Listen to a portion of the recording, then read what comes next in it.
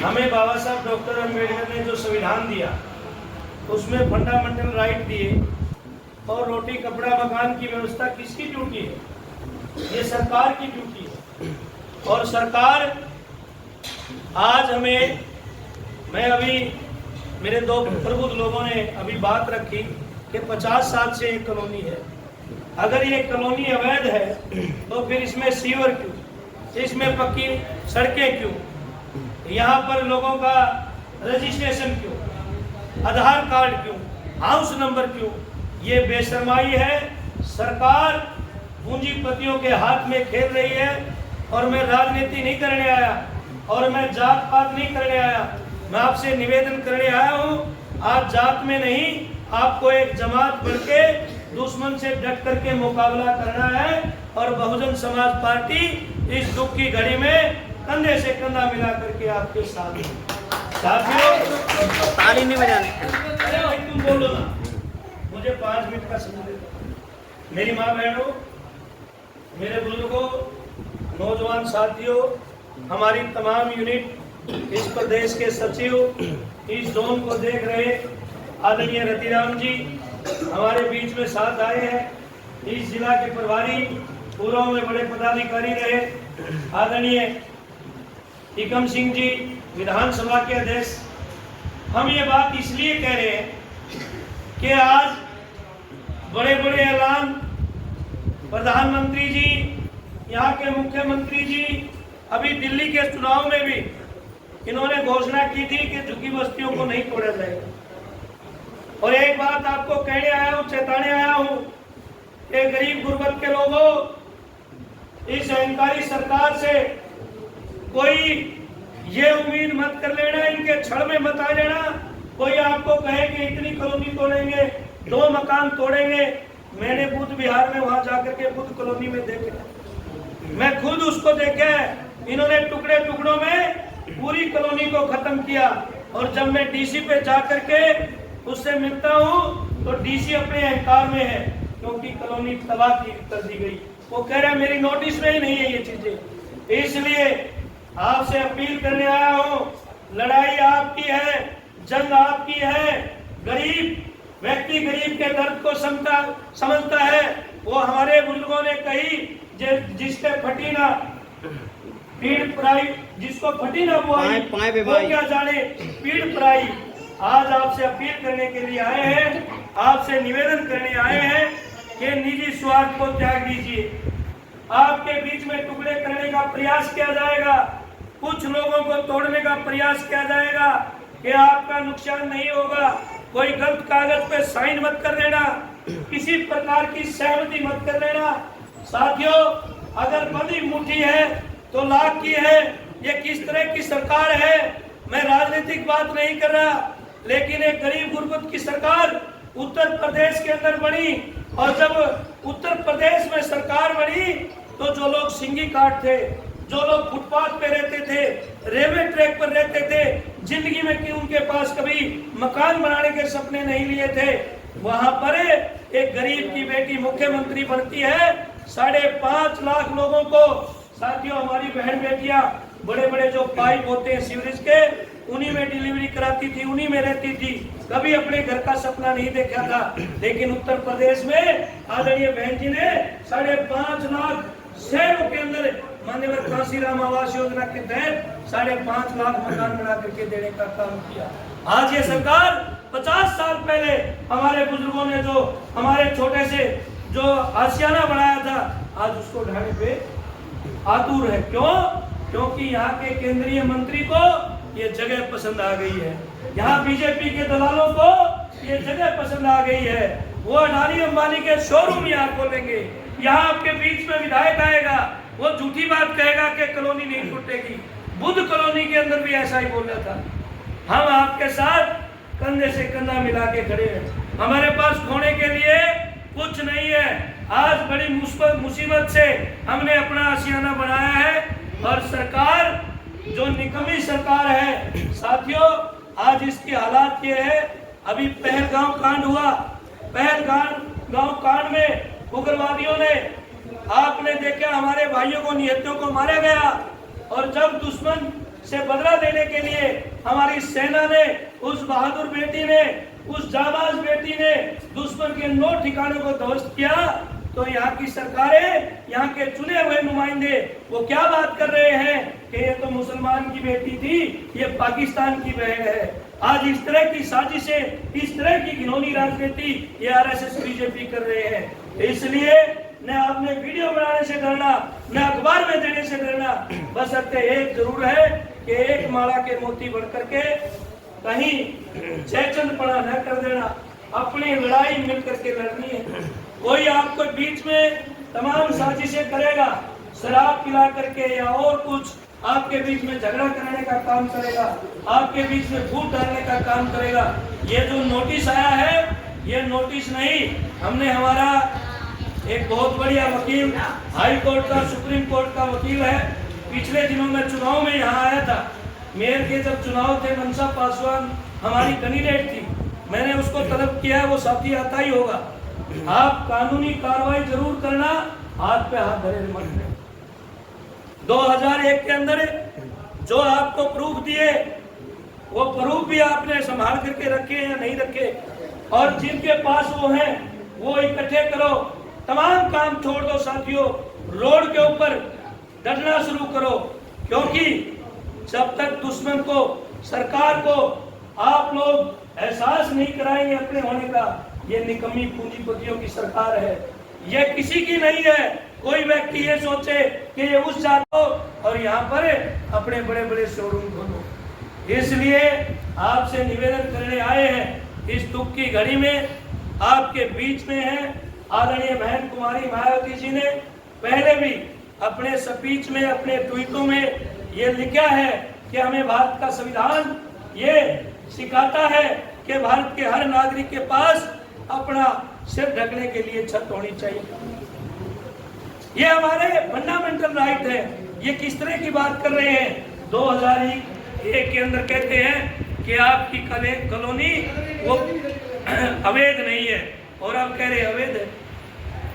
तो ये कांग्रेस बीजेपी दोनों सगी बहनें हैं, अपनी लड़ाई खुद लड़नी पड़ेगी। इस देश की 78 साल की आज़ादी में भी 78 साल बाद हमारी सिर के ऊपर से छत छीनी जा रही है। हमारे बच्चे कहाँ जाएंगे?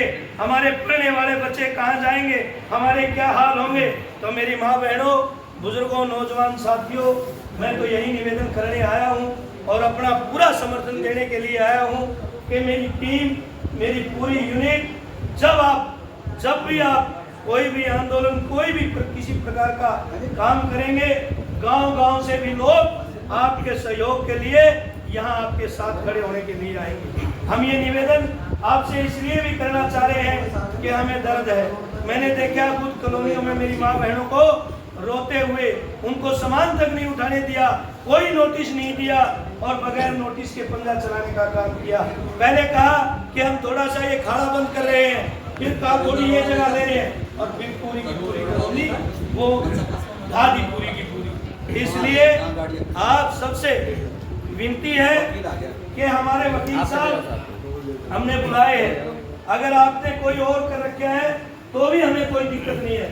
हम आपके केवल सहयोगी हैं और निःशुल्क सहयोगी हैं, किसी प्रकार का कोई शुल्क नहीं लेंगे हम। और आपकी बात, चाहे वो हाई कोर्ट हो, चाहे सुप्रीम कोर्ट हो, आपकी बात को मजबूती से रखा जाएगा। बस अच्छे एक है कि आप तितर बितर मत हो जाए, आप मिलकर के रहना, यही विनती करने आया हूँ। और साथियों, प्रशासन से आप जिस दिन का टाइम ले, मेरे हिसाब से आपको अभी तक कोई ज्ञापन दिया है? आप सुबह मंडे है 10 बजे यहाँ के उपायुक्त को आप ज्ञापन दे।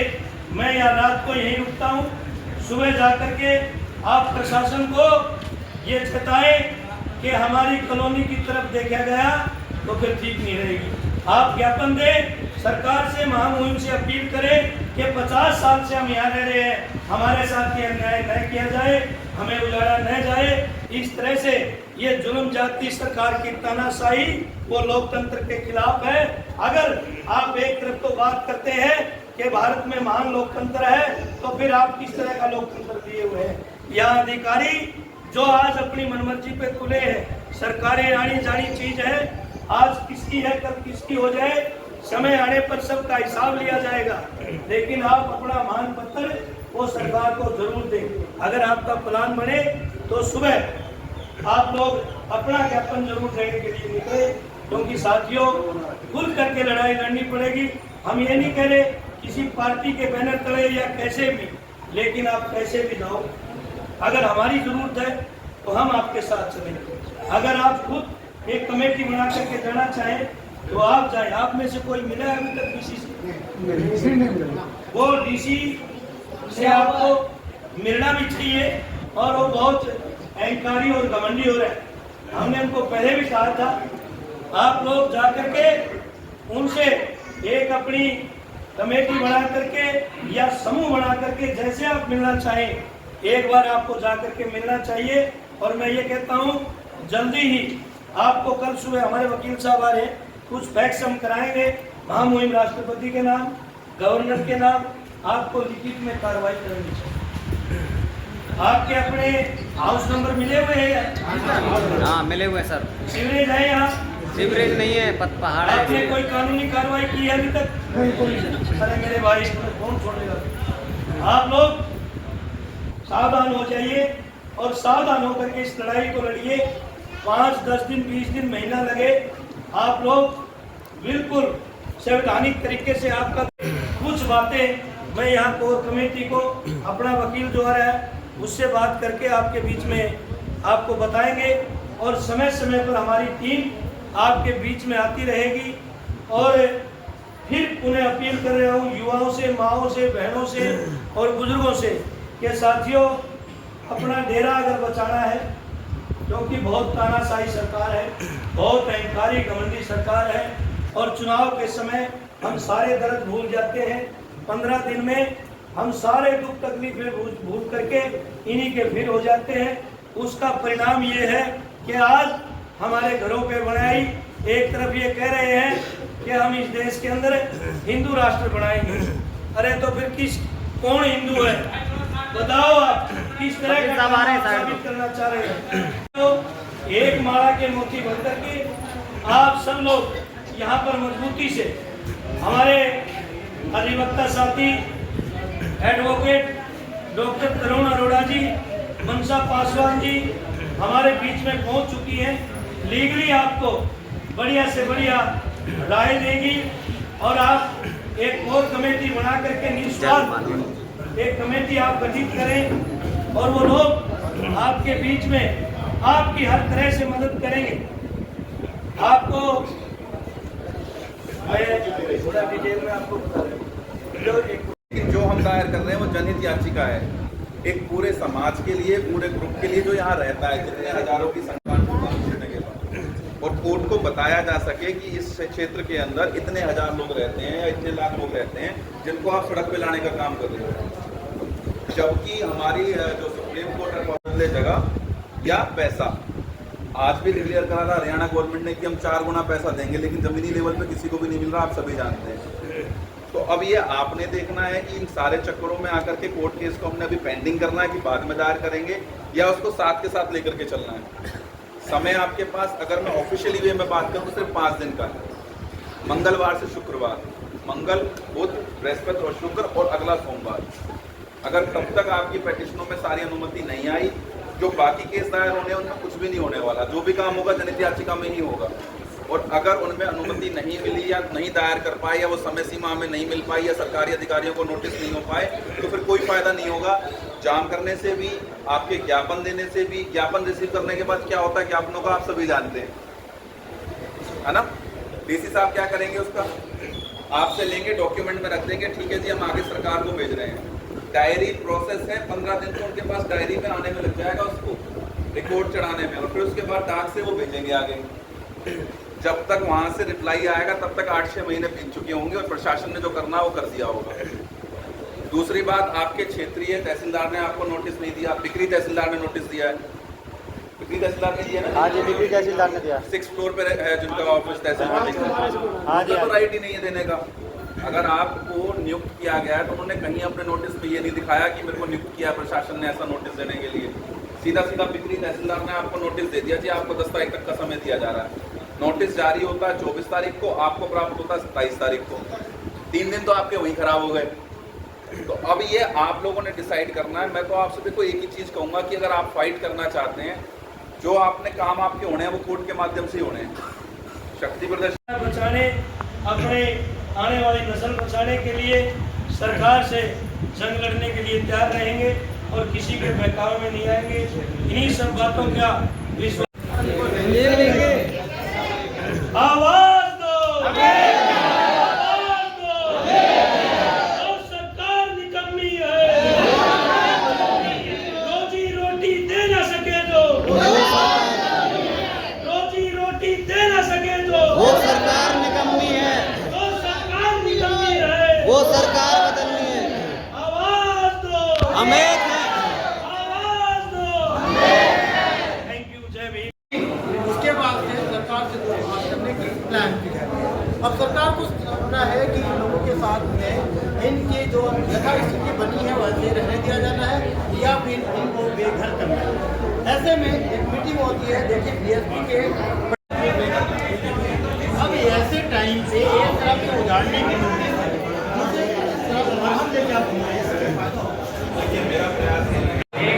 और इसमें अकेला बहुजन समाज नहीं, गरीब किसी भी वर्ग से है, गरीब की कोई जात नहीं होती, सभी धर्म के लोग यहाँ हैं।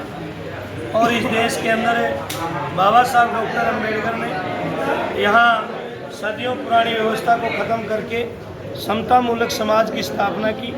और हमारा संविधान, हमारे फंडामेंटल राइट ये कहते हैं कि रोटी कपड़ा मकान वो सबका मौलिक अधिकार है।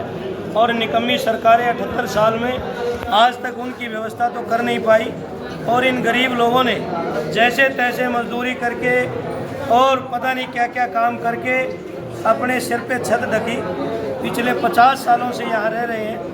इन निकम्मी सरकारों का निकम्मा प्रशासन जो आज तानाशाही रवैया अपनाया है, मैं उनको चेताने आया हूँ कि होश में आ जाओ। सरकारें आनी जानी चीज़ है। इस देश में गरीब को अगर आप सताएंगे तो कहीं ना कहीं कुदरत भी आपको बख्शने वाली नहीं है। और ऐसे समय में मंत्री और यहाँ के लोकल एमएलए और स्टेट गवर्नमेंट के माननीय बहन कुमारी मायावती जी ने 11,000 अम्बेडकर नगर टकराने की करेंगे और सरकार की ईंट से ईंट बजाने का काम करेंगे। ये हमें घुड़की से न डराए, न ये डरने वाले हैं न ये झुकने वाले हैं। आज इनके पास खोने के लिए कुछ नहीं है। जिसका एक आशियाना बड़ी मुद्दत से बनता है वही छीना जाएगा तो कहाँ जाएंगे ये गरीब लोग। बात है अब